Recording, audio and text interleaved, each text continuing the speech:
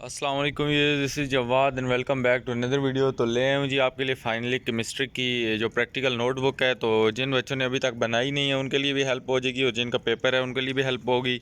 तो चलिए इस वीडियो को स्टार्ट करते हैं। नीचे चैनल को लाजमी सब्सक्राइब करो और साथ में नोटिफिकेशन को भी ऑन कर लो। तो ये है हमारे पास स्टार वाली कापी। तो कापी का एक बच्चों का इशू रहता है कि हम स्टार वाली लें, कॉलेज वाली लें। तो जो आपको अच्छी लगती है वो ले लो। अगर जो आप सस्ती भी लेना चाहते हो ले लो, लेकिन अंदर से प्रैक्टिकल्स क्या होने चाहिए, सेम होने चाहिए। कोई तो शहज़ादे होंगे जो अभी अभी ख़रीद के बना रहे होंगे, तो इसमें कोई मसले की बात नहीं है। आप लोगों ने क्या काम करना है, सिर्फ 10th के प्रैक्टिकल्स लिखने हैं इस साल, 9th वाले नहीं लिखने, और आपको पेपर भी 10th के प्रैक्टिकल्स में से ही आएगा। तो कापी स्टार की हो, किसी और की हो, बाकी कौन कौन सी जितनी कंपनियाँ कॉलेज वालों की हो, जिस मर्ज़ी की हो, वो आपने क्या काम करना है वो चलेगी। कॉपी का कोई इशू नहीं होता। कॉपी ज़्यादा से ज़्यादा उन्होंने देख के एक नज़र और कांटे मार के बस फेंक देनी होती है। तो कॉपी से उनका लेना देना इतना कोई नहीं होता। तो ये हमारे पास इस तरह की ये केमिस्ट्री की स्टार वालों की बुक है, तो हम इससे डिस्कस करेंगे। तो ये पहला पेज सर्टिफिकेट वाला आता है, इसमें बच्चों को काफ़ी कन्फ्यूजन होती है। तो यहाँ पे it is certified that mister हो तो लड़के हो तो मिस्टर पे टिक लगा दो, और लड़की हो तो मिस पे टिक लगा दो। उसके बाद आगे अपना नाम लिख दो और नीचे रोल नंबर अपना लिखो। और उसके बाद कईयों के ऊपर ये तस्वीर बनी होती है, तो तस्वीर लगाने की कोई ज़रूरत नहीं है। तो तस्वीर का कोई फ़ायदा नहीं है, ना ही वो बोर्ड वाले डिमांड करते हैं। तो नई कापियों पे तस्वीर वाला ऑप्शन ही नहीं आ रहा। उसके बाद is of class 9th is a bonafide student of जो भी है फौजी फाउंडेशन। आपका अगर स्कूल है या कॉलेज है तो कॉलेज पे टिक लगा दो, और जो भी आपका स्कूल है उसको लिख दो। उसके बाद ही हो तो ही पे टिक लगाओ, शी हो तो शी पे टिक लगा दो। और has completed chemistry practical for year 2022 according to the syllabus of board of intermediate of secondary education Islamabad. तो उसके बाद यहाँ पे सिग्नेचर होंगे टीचर के और डेट डलेगी। यहाँ पे आपके प्रिंसिपल के सिग्नेचर होंगे और डेट डलेगी। इसी तरह आगे 10th वाला अलग उन्होंने सर्टिफिकेट बनाया होता है, तो उसको भी देख लेते हैं।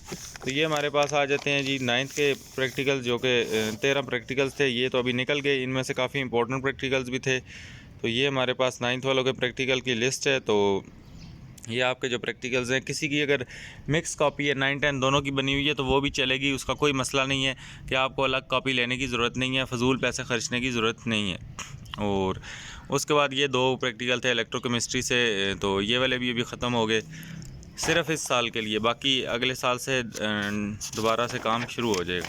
तो यहाँ पे इस कॉपी को थोड़ा बहुत समझ लो कि इसमें से क्या क्या चीज़ें होती हैं। तो यहाँ पे आपको ये जो ऊपर प्रैक्टिकल होता है, इसमें आपको ये सबसे पहले ऊपर एक्सपेरिमेंट नंबर दिया गया होता है, और ये जो एक्सपेरिमेंट नंबर 1 लिखा है, उसके बाद ये साथ में छोटी सी डेट होती है, इसको स्किप करो। ये अपरेटस होता है, ये ग्रीन कलर का चार्ट आपको नज़र आ रहा होगा, ये क्या होता है अपरेटस, सॉरी ये प्रिंसिपल होता है। और उसके नीचे ये जो येलो ब्राउन से कलर का येलो टाइप ये अपरेटस होता है, और नीचे इसके छोटे से केमिकल्स है। फिर नीचे आपने सारा प्रोसीजर लिखना है और साथ में इनकी डायग्राम्स हैं वो भी बनानी है। और उसके बाद आगे चलो तो यहाँ पे आपको ये एक ब्लू सा ऑरेंज सा येलो सा बॉक्स जो भी आपको इस रंग को नज़र आ रहा है, तो आपने ये वाला इसको स्किप करना होता है। और उसके बाद ये ऑब्जर्वेशंस और टेबल्स वगैरह ये जो दिए होते हैं ये लाजमी लिखने होते हैं। प्रिकॉशंस में आपको पता होना चाहिए, क्योंकि आप लैब में अगर जा रहे हैं तो आपको ये प्रिकॉशंस आनी चाहिए सारी की सारी। तो आगे चलते हैं, तो इसको मज़ीद देखते हैं कि how do I perform practical.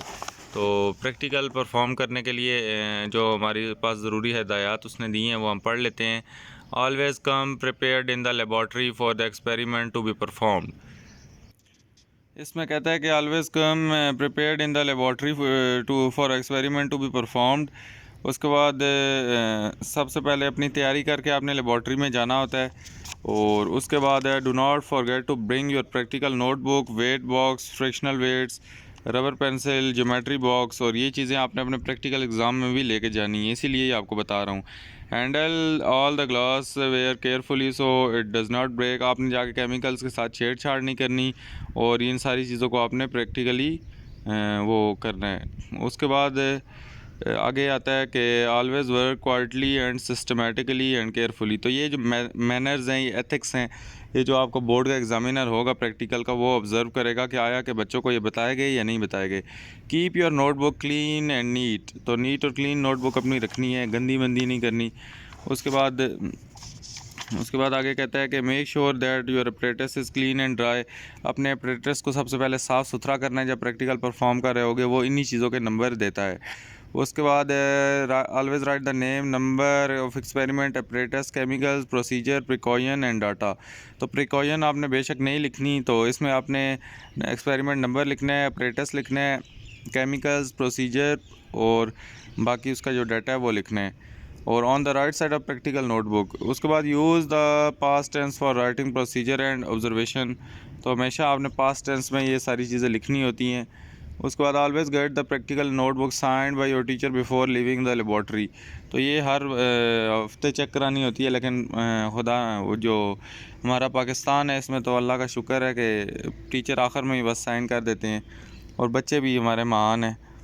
उसके बाद प्रैक्टिकल परफॉर्मिंग का प्रैक्टिकल इन एग्ज़ामिनेशन में हमने क्या करना है कि अभी आपके लिए इंपॉर्टेंट बातें हैं, तो इसको पहले लाजमी पढ़ लो, फिर आगे मैं आपको सारा समझाता हूँ।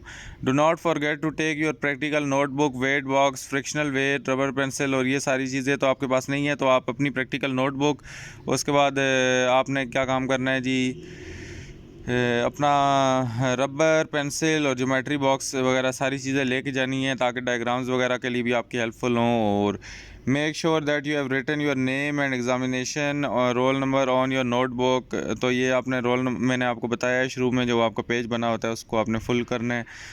And you had got the certificate of practical signed by your science teacher. तो साइंस टीचर के सिग्नेचर लाजमी होने चाहिए, वो लाजमी चेक होते हैं। उसके बाद do not forget to write your name and roll number on the answer sheet provided to you by examiner. तो ये आपको जो आंसर शीट देगा जिसमें आपने प्रैक्टिकल लिखने होंगे, उसमें भी आपने क्या करना है, अपना नाम तो सॉरी नहीं लिखना, रोल नंबर ही लिखना होगा, नाम तो कहीं भी नहीं लिखते।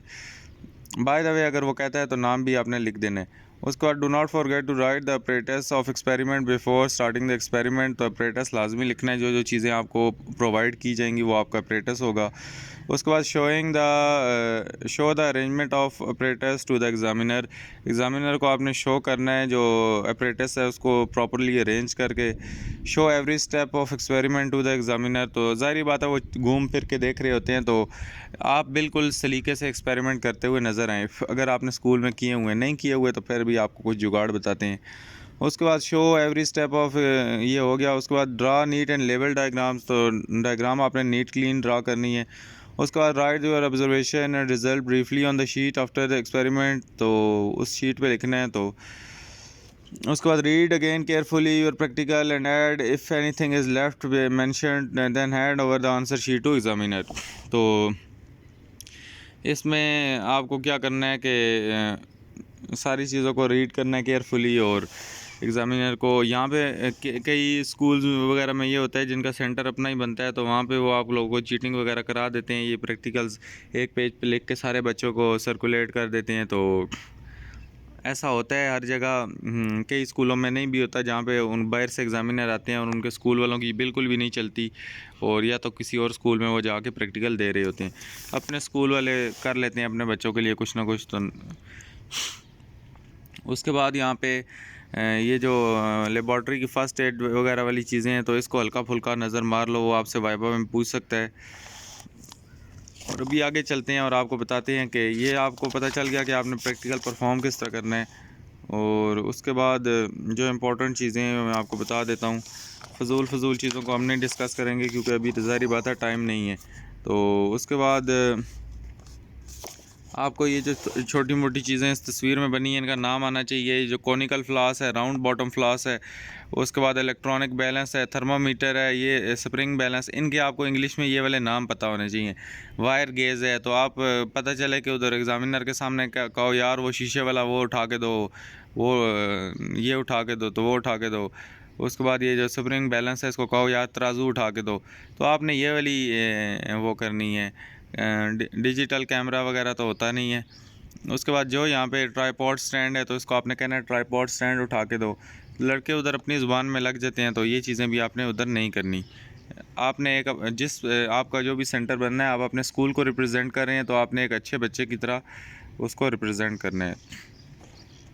मैं आपको अभी रूल्स बताता हूँ, तो रूल्स आपने फॉलो करने हैं। ये देखें, clean the equipment after the use, put your equipment away safely, let the teacher know of any breakage. तो अगर आपसे खुदा ना खास्ता वहाँ पे भी कुछ हो जाता है तो वो आपको देख रहे होते हैं, तो आपने 2 नंबरी नहीं करनी। बाय द वे, जो भी आपके हमारे रूल्स हैं इसको हम देखते हैं। Imagine you are introducing a stranger to science laboratory. आपने इमेजिन करना है कि आप ज़ाहिर बात है वो स्ट्रेंजर ही होगा एग्ज़ामिनर, उसको आप इंट्रोड्यूस कर रहे हैं। Tell him her how to light the Bunsen burner safely, tell him how to leave the Bunsen burner when it is not in use. ये बंसन बर्नर वाले एक्सपेरिमेंट की बात हो रही है इसलिए वहाँ पे उसके बारे में। तो आपका जो भी होगा आपने यही काम करना है। उसके बाद टेल हिम, या हिम ही ज़्यादातर होते हैं, how to handle and put down hot test tube. उसके बाद ये सारी चीज़ें उसको आपने साथ साथ, अगर आपके सर पे खड़ा है तो बतानी है। अगर वो आपसे पूछता है, ख़ुद ही नहीं बताने शुरू हो जाना, ये ओवर कॉन्फिडेंस हो जाओगे तो फिर वो आपको वाइवा में रगड़ देगा।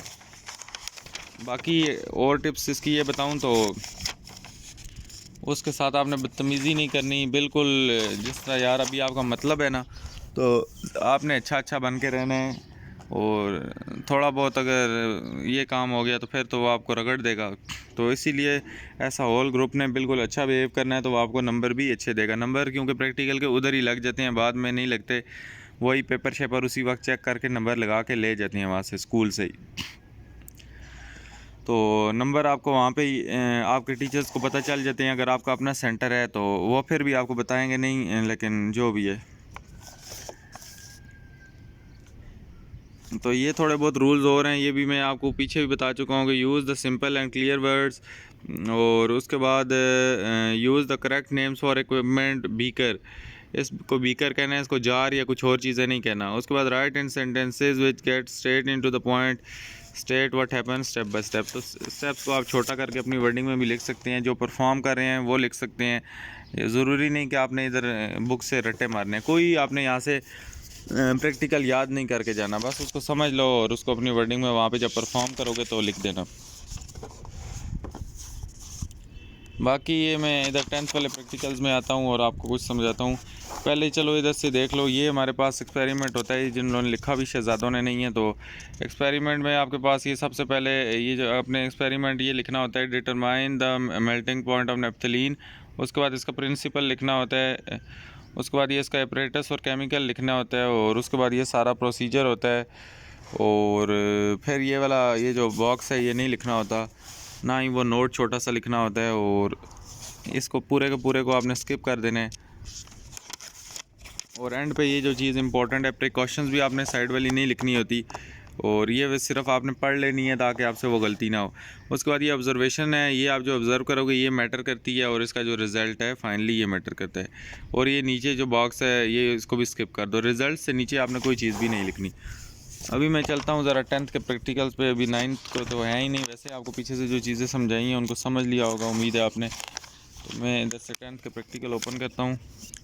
तो ये आपका 10th का अलग सर्टिफिकेट है, आपने सर्टिफिकेट दोनों फिल करके दोनों के दोनों साइन कराने हैं, क्योंकि हमेशा पहला पेज ही ज़्यादातर वो खोलते हैं। और उसके बाद ये हमारे पास ये इसका भी प्रोसीजर सेम है, और इसमें मुझे लगता है बताने की कोई ज़रूरत नहीं है, मैं आपको शुरू में बता चुका हूँ। तो इसमें भी हमारे पास सारे की सारी वही चीज़ें हैं। तो आगे हम अपने प्रैक्टिकल्स पे चलते हैं और वहाँ पे जाके इनको डिस्कस करते हैं थोड़ा बहुत। तो मुझे उम्मीद है कि काफ़ी ज़्यादा आपकी जो डाउट्स हैं वो क्लियर हो गए होंगे। बाकी प्रैक्टिकल्स में इतना कोई होता नहीं है। ये हमारे पास कितने, हमारे टोटल 10 प्रैक्टिकल रह गए हैं, जो 20 में से अभी ये 10 प्रैक्टिकल्स हैं, ये इजी प्रैक्टिकल्स हैं, कोई ज़्यादा मुश्किल प्रैक्टिकल्स नहीं है। यहाँ पे सबसे पहले जो हमारे पास प्रैक्टिकल है, identify the sodium calcium strontium barium copper radicals by flame test. तो फ्लेम टेस्ट वाला ये आपके पास आ सकता है। उसके बाद standardize the given NaOH solution volumetrically. उसके बाद इसमें से HCl सोल्यूशन और NOH दोनों एक ही जैसे हुए हैं तकरीबन, और इनमें से आप कोई सा भी एक कर लें तो आपको दूसरा करना आ जाएगा। उसके बाद डिटरमाइन द एग्जैक्ट मोलैरिटी। उसके बाद ये भी इम्पोर्टेंट है। उसके बाद क्लासिफाइड सब्सटेंसेस एसिक एसिडिक और न्यूट्रल। तो ये आप इनको परफॉर्म करेंगे तो ये आपसे आराम से हो जाएंगे। उसके बाद ये KMnO4 वाला इंपॉर्टेंट एक्सपेरिमेंट नंबर 9। और उसके बाद बायोकेमिस्ट्री में कोई प्रैक्टिकल एक्टिविटी नहीं है। और यहाँ पे एक्सपेरिमेंट 10 जो है demonstrate the softening of water bye removal of calcium ion. तो इसको भी आपने देखना है। टोटल 10 एक्सपेरिमेंट है। तो बाकी आपको मैं वाइवा वगैरह भी बताता हूँ और सारा कुछ आपने क्या करना होता है। इसका वाइवा कहाँ से याद, वैसे वाइवा का उसका ये नहीं होता कि वो बुक से आपसे पूछेगा, उसको जहाँ से दिल होता है पूछता है। तो यहाँ पे ये इसमें से प्रैक्टिकल्स में आ जाओ तो आपने हल्का फुल्का इनको देख लेना। याद तो मुझे पता है नहीं सारे 1-2 दिन में कर सकते। तो इसमें आपने ये जो ड्रॉपर है, बीकर है, वाच ग्लास है, इनके नाम शाम अच्छे तरीके से देख लेने हैं। बाकी ये एक्सपेरिमेंट ज़ाहिर बात है आपको परफॉर्म करोगे तो होगा। बाकी इसकी ऑब्जर्वेशन और रिज़ल्ट्स ही हैं, तो इसको एक बार पढ़ लो। बाकी ये वाइवा के इसमें इन्होंने शॉर्ट क्वेश्चन लिखे होते हैं कि ये क्वेश्चंस वो आपसे वाइवा के पॉसिबल क्वेश्चन पूछ सकता है। तो कई एग्जामिनर होते हैं, ज़्यादातर वो बुक से नहीं देखते, तो अपने पास से आपसे छोटे मोटे आसान क्वेश्चन पूछ लेते हैं। तो वाइवा में यही टेक्निक बताऊंगा कि जब वो आपको बुलाएगा अंदर तो आपने जाके उसको सलाम करना है, और जब तक वो परमिशन नहीं देगा तब तक बैठना नहीं है। तो ये सारी बेसिक एथिक्स यूज़ करनी है। तो नंबर वो उसके आगे कोई चीज़ नहीं होती, उसके जितने दिल कर रहे दे दे। बेशक आपने सारा सही बताया हो, आपको 1 नंबर भी ना दे, ये एग्ज़ामिनर पर डिपेंड करता है, उससे कोई पूछने वाला नहीं है। तो आपने उसके साथ नहायत ही अच्छे तरीके से पेश आना है, और ज़ाहिर बात है तभी वो आपको नंबर दे देगा। बेशक आपको ना भी आता होगा फिर भी आपको नंबर दे देगा। तो एग्ज़ामिनर को खुश रखोगे तो वो आपको खुश रखेगा। तो ये सारे क्वेश्चन लिखे होते हैं, इनको अगर पढ़ना हो तो पढ़ लो। जब हमारे प्रैक्टिकल से तो हमें तो ये भी पढ़ना अजाब लगते थे, तो हम तो ये भी नहीं पढ़ के गए थे, जो सच्ची बात है। बाय द वे फिर भी प्रैक्टिकल्स में 20 में से 20, 20 में से 20 और 20 में से 20 तीनों में नंबर थे। तो जो भी है ये क्वेश्चन आंसर सारे प्रैक्टिकल्स के हैं। ये तो उस वक्त हमारे लिए एक सर दर्द था, इतना अजाब था कि यार किस तरह करेंगे ये सारे, और एकदम से प्रैक्टिकल्स हमने तो पूरा साल परफॉर्म भी किए थे। ये नहीं कि हमने परफॉर्म नहीं किया, हमने सारे प्रैक्टिकल्स नहायत अच्छे तरीके से परफॉर्म किए थे, और उसके बाद प्रैक्टिकल्स की रिवीजन भी की थी। लेकिन जी नहीं लगता था हमारा भी प्रैक्टिकल्स में। उसके बाद इसी तरह ये एक्सपेरिमेंट 2 की जो इक्वेशन है, इसमें भी आप लोगों ने क्या करना है, ये इसकी केमिकल इक्वेशन है और ये परसेंटेज वगैरह, ये वाला एक्सपेरिमेंट इंपॉर्टेंट है NaOH वाला, तो इसको आपने लाजमी देख लेना है। और ये जो इसको ये पिंक हमने करते होते थे, ये अभी तक मुझे याद है प्रैक्टिकल, ये वाला इंपॉर्टेंट प्रैक्टिकल है। तो इसमें कोई नई चीज़ तो नहीं है, ये वैसे परफॉर्म करने भी अगर नहीं आते तो मुझे बता दो, मैं आपको ये करा दूँगा। इसमें कोई बड़ी चीज़ तो नहीं है। तो ये सारा आपने देखना है, और उसके बाद सीधी ऑब्जर्वेशन लेनी है, इनका वॉल्यूम जो निकला है और मोलैरिटी निकली है। तो उसके बाद कैलकुलेशंस हैं इसमें, क्योंकि ये डेफिनेटली इम्पोर्टेंट है। तो इसमें ये आपने M1V1 डिवाइड बाई N1 लगाना है, और M2V2 यहाँ तक मोलैरिटी 0.1 तक निकाल के आपने छोड़ देनी है। बाकी ये वाइवा के ये शॉर्ट क्वेश्चन आंसर हैं, तो वाइवा के क्वेश्चन आंसर किसी ने याद करने हैं तो करो, नहीं तो यार पढ़ लो इधर से। बाकी जो बता रहा हूँ कि शायद इधर से एक लास्ट भी वाइवा के क्वेश्चन में से ना, एग्जामिनर का जो दिल करेगा छोटे मोटे क्वेश्चन पूछता है, और वाइवा इतना मुश्किल नहीं होता। वाइवा में ज़्यादातर यही है कि एग्ज़ामिनर का मूड आपने बना के रखना है, और जो भी है उसका आंसर करो यार, हाजिर दिमागी से आंसर करो, कंफ्यूज नहीं हो रहा है। एक बार स्टॉप हो गए, आप पे स्टॉपर लग गया तो आप बढ़ जाओगे। उसके बाद ये 3 वाला है, ये भी इम्पोर्टेंट है। तो ये 0.1 मोलैरिटी वाले ये इंपॉर्टेंट हैं। तो मैं एक और वीडियो बनाऊंगा जिसमें प्रॉपर आपको एक लिस्ट बता दूंगा इंपॉर्टेंट की। तो फ़िलहाल इन पे गुजारा करो। तो ये हमारे पास ये सारी चीज़ें भी होती हैं, कैलकुलेशन, ये वाले कैलकुलेशन वाले लाजमी करने, ये दोनों नहीं छोड़ने। इनमें से मुझे लगता है कि एक आया हुआ है। बाकी ये है कि प्रैक्टिकल का उन्होंने कोई ख़ास मॉडल पेपर वगैरह तो नहीं होता, एक ही उन्होंने दिया हुआ है, वो मैं आपको इधर दिखाता हूँ।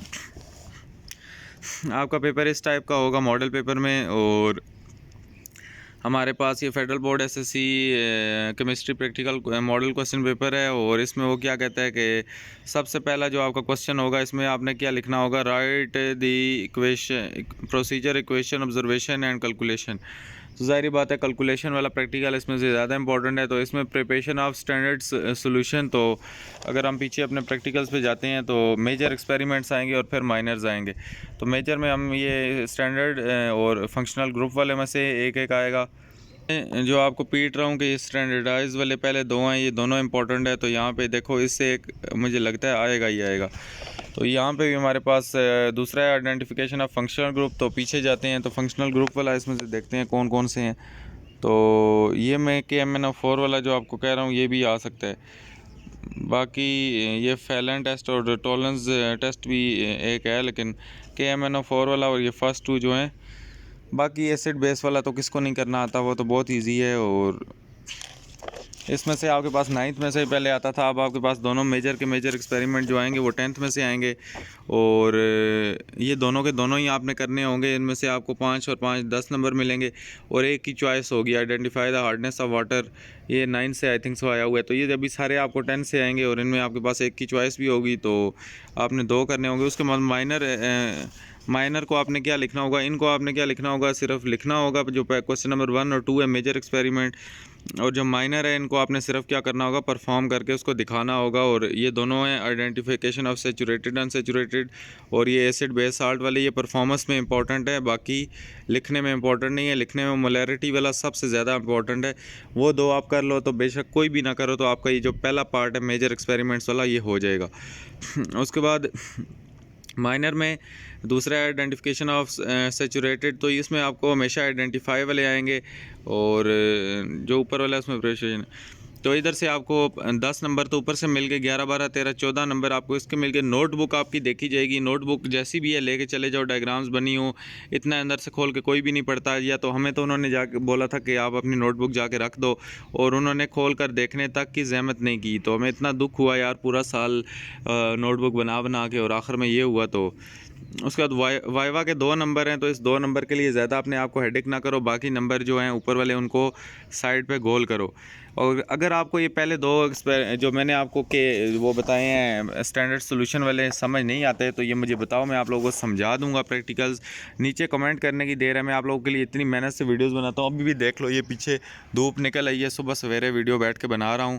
तो अभी केमिस्ट्री का लगता है क्लियर हो गया होगा बच्चों को। मिलता हूँ किसी अलग वीडियो में, अपना बहुत सा ख्याल रखिएगा। अल्लाह हाफिज़, टेक केयर।